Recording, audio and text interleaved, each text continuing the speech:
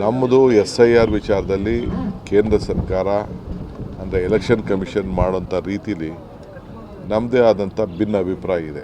ನಾವು ಎಲ್ಲರಿಗೂ ಕೂಡ ಮತ ಕೊಡಬೇಕು ಅಂಥೇಳಿ ನಮ್ಮ ಸರ್ಕಾರ ಯಾವ ರಾಜ್ಯಲ್ಲೂ ಈ ರೀತಿ ದಿಟ್ಟವಾದಂಥ ಸರ್ಕಾರ ಚುನಾವಣಾ ಆಯೋಗ ಜೊತೆ ಕೈಗೆ ಜೋಡಿಸಿರಲಿಲ್ಲ.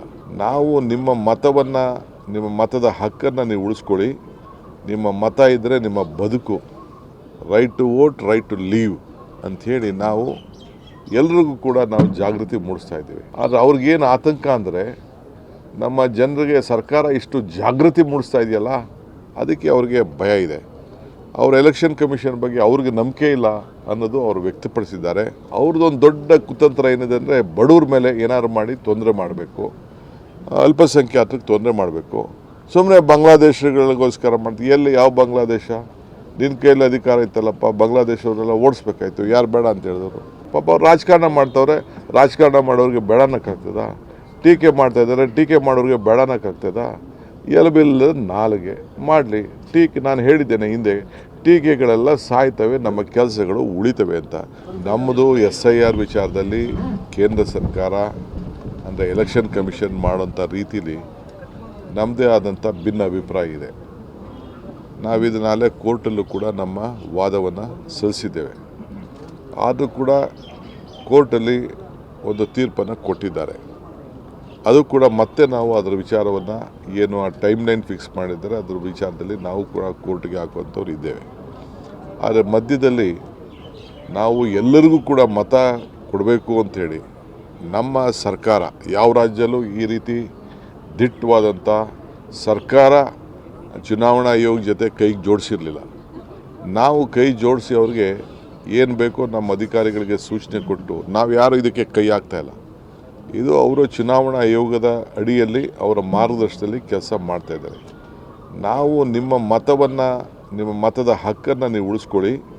ನಿಮ್ಮ ಮತ ಇದ್ದರೆ ನಿಮ್ಮ ಬದುಕು, right to vote, right to live ಅಂಥೇಳಿ ನಾವು ಎಲ್ರಿಗೂ ಕೂಡ ನಾವು ಜಾಗೃತಿ ಮೂಡಿಸ್ತಾ ಇದ್ದೀವಿ.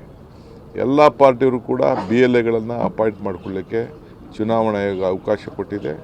ಅವರು ಕೂಡ BJPಯವರು ಕೊಟ್ಟಿದ್ದಾರೆ, ದಳದವರು ಕೊಟ್ಟಿದ್ದಾರೆ, ಕಾಂಗ್ರೆಸ್ ಪಾರ್ಟಿಯವರು ಕೊಟ್ಟಿದ್ದಾರೆ, ಎಲ್ಲರೂ ಕೊಟ್ಟಿದ್ದಾರೆ.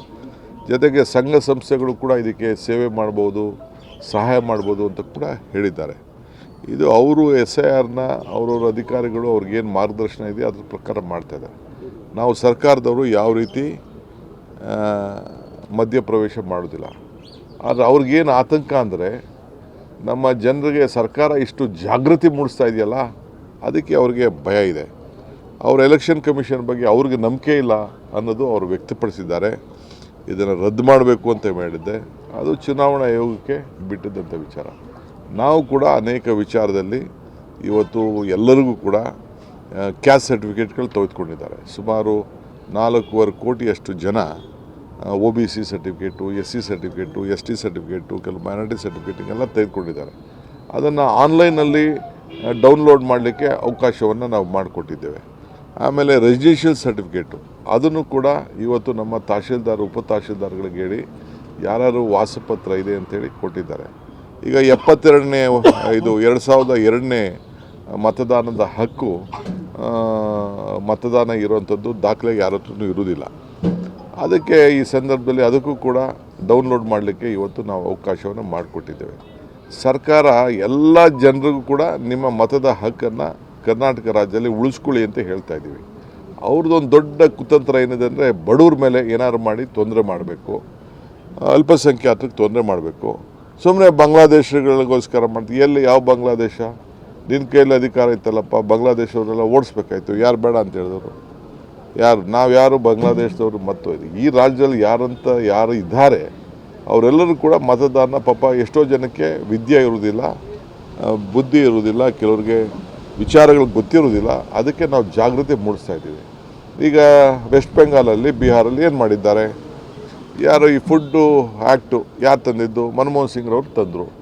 ಎಲ್ಲರಿಗೂ ಪಡಿತರ ಚೀಟಿ ಕೊಡಬೇಕು ಅಂತ ಹೇಳಿದ್ರು.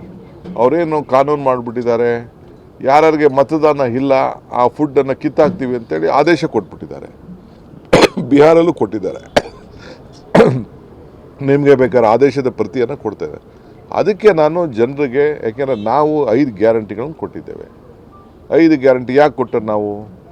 ಇವತ್ತು ಏನು ಹಣ ದುಬ್ಬರ ಆಗ್ತಾಯಿದೆ, ಏನು ಬೆಲೆ ಏರಿಕೆ ಏನಾಗ್ತಾಯಿದೆ, ಆದಾಯ ಏನು ಕಡಿಮೆ ಆಗ್ತಾಯಿದೆ, ಪ್ರತಿ ಹಂತದಲ್ಲೂ ಕೂಡ ಏನಾಗ್ತಾಯಿದೆ, ಇದಕ್ಕೆ ಸಹಾಯ ಆಗಬೇಕು ಅಂತೇಳಿ ನಾವು ಇಂಥ ಒಂದು ದೊಡ್ಡ ಗ್ಯಾರಂಟಿ ತೀರ್ಮಾನ ಮಾಡಿದೆವು. ನಾವು ಮಾಡಿದ ತೀರ್ಮಾನ ಇವತ್ತು BJPಯವರು, ಕೇಂದ್ರ ಸರ್ಕಾರ, NDA ಸರ್ಕಾರ, ಇದು ಕಾಂಗ್ರೆಸ್ಸವರು ಮಾಡೋಂಥ ಒಂದು ತೀರ್ಮಾನದಲ್ಲಿ ಅರ್ಥ ಇದೆ ಅಂತೇಳಿ ಅವರು ಕೂಡ ಅಳವಡಿಸ್ಕೊಂಡು ಅವರೆಲ್ಲ ಎಲೆಕ್ಷನಲ್ಲಿ ಕೂಡ ಘೋಷಣೆ ಮಾಡಿ ಒಂದೊಂದು ತಿಂಗಳು ಮುಂಚಿತವಾಗಿ 10 ತಿಂಗಳದು ದುಡ್ಡನ್ನು ಒಂದೇ ಸತಿ 10,000, 20,000 ಎಲ್ಲ ಕೊಡೋಂಥ ಕೆಲಸ ಮಾಡ್ತಾಯಿದೆ. ಸೊ ನಾವು ಕರ್ನಾಟಕ ಒಂದು ಮಾಡಲ್ಲು. ಇವತ್ತು ನಾವು ಏನು ಅಡ್ವರ್ಟೈಸ್ಮೆಂಟ್ ಏನು ಕೊಟ್ಟಿದ್ದೀವಿ, ಏನು ನಾವು ಜನರಿಗೆ ಜಾಗೃತಿ ಮೂಡಿಸ್ತಾ ಇದ್ದೀವಿ, ಇದು ನನ್ನ ವೈಯಕ್ತಿಕವಾದ ವಿಚಾರ ಇಲ್ಲ.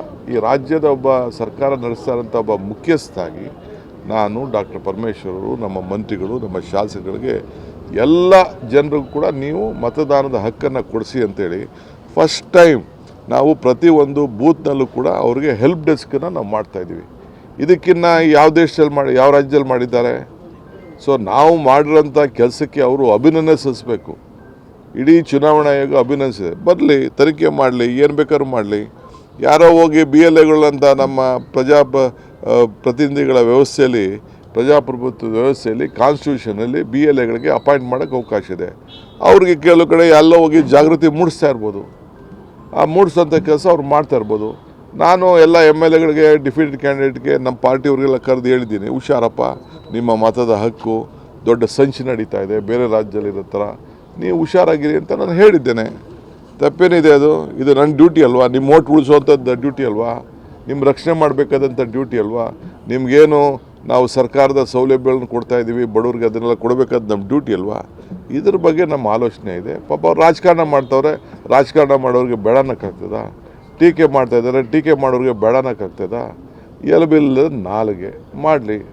ನಾನು ಹೇಳಿದ್ದೇನೆ ಹಿಂದೆ, ಟೀಕೆಗಳೆಲ್ಲ ಸಾಯ್ತವೆ, ನಮ್ಮ ಕೆಲಸಗಳು ಉಳಿತವೆ ಅಂತ. ಸೊ ಅವ್ರು ಮಾಡೋಂಥ ಟೀಕೆಗಳ ಸತ್ತೋಗ್ತವೆ, ನಾವು ಮಾಡೋಂಥ ಕೆಲಸ ಉಳಿತದೆ.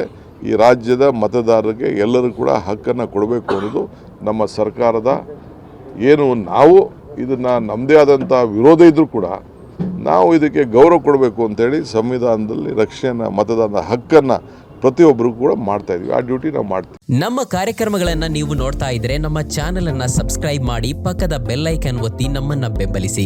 ಹಾಗೆ ನಮ್ಮ ಕಾರ್ಯಕ್ರಮಗಳನ್ನ ಲೈಕ್ ಮಾಡಿ, ಕಮೆಂಟ್ ಮಾಡಿ, ಅದನ್ನ ಬೇರೆಯವರಿಗೂ ವಾಟ್ಸ್ಆಪ್ ಮೂಲಕ ಶೇರ್ ಮಾಡಿ.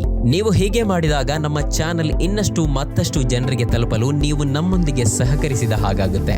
ಇದು ನೀವು ಯಾವುದೇ ಖರ್ಚಿಲ್ಲದೆ ಕೆಲವೇ